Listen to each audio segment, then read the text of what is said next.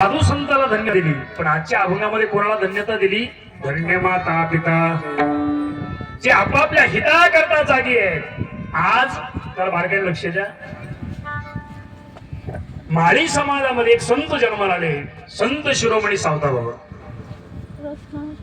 सावता बाबांना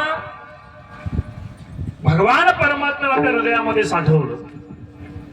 पण मला सांगा, नामदेव महाराजांनी त्यांना धन्यता दिली काय बाबाला? धन्य त्याची माता, धन्य त्याचा पिता, साठविला जाता त्रैलोक्याचा. धन्यता दिली ती सावता महाराजांना. इकडे लक्ष देऊन बघा जरा.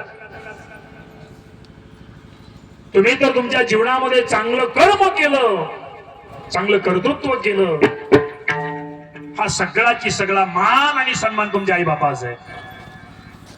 बघा पाठीमाग तुम्ही ते युट्यूबला टीव्हीला पाहिलं असेल, संतोष खाडे नावाचा एक तो मोठा जो अधिकारी का IAS आहे का IPS आहे काय झालंय कोणाच ठाऊक, ते आले मोबाईलला युट्यूबला आहे.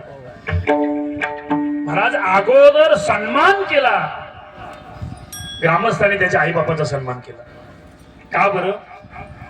धन्य माता पिता, हे आई वडील धन्य आहे म्हणून सात्विक मुलगा, सुसंस्कारित मुलगा जन्माला घातला.